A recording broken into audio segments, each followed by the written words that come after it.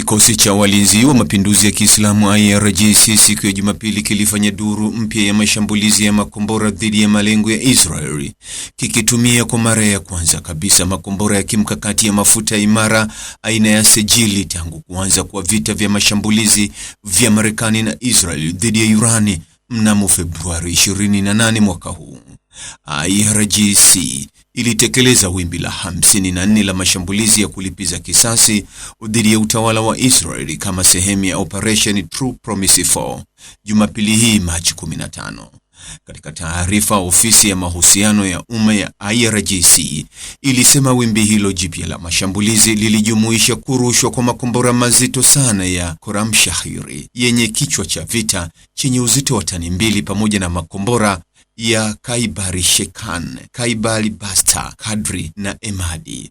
Taarifa hiyo iliongeza kuwa kwa mara ya kwanza katika Operation True Promise 4, kombora la kimkakati la mafuta imara aina ya Sejili lilirushwa dhidi ya vituo vya usimamizi na maamuzi vinavyoathiri operesheni za anga za utawala wa Israeli.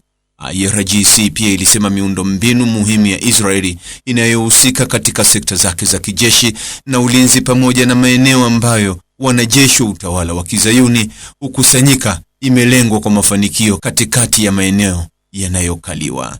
Marekani na utawala wa Israeli walizindua kampeni kubwa ya kijeshi dhidi ya Irani bila uchokozi wowote kufuatia kuuawa kwa kiongozi wa mapinduzi ya Kiislamu Ayatollah Said Ali Khamenei pamoja na makamanda kadhaa waandamizi wa kijeshi na raia mnamo Februari 28 mwaka huu. Mashambulizi hayo yalihusisha mashambulizi makubwa ya anga dhidi ya maeneo ya kijeshi na kiraia kote nchini Iran na kusababisha vifo vingi pamoja na uharibifu mkubwa wa miundombinu. Kwa kujibu, vikosi vya ulinzi vya Iran vimeendelea kufanya operesheni ya kulipiza kisasi vikilenga maeneo ya Marekani na Israeli katika maeneo yanayokaliwa pamoja na kambi za kikanda kwa kutumia mawimbi ya makombora na drone. Mtazamaji, ni yapi maoni yako kuhusiana na taarifa hii?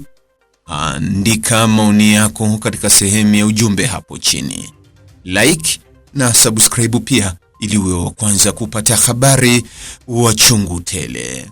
Hii ni Focus News. Jina langu ni Deo Kaji Makomba.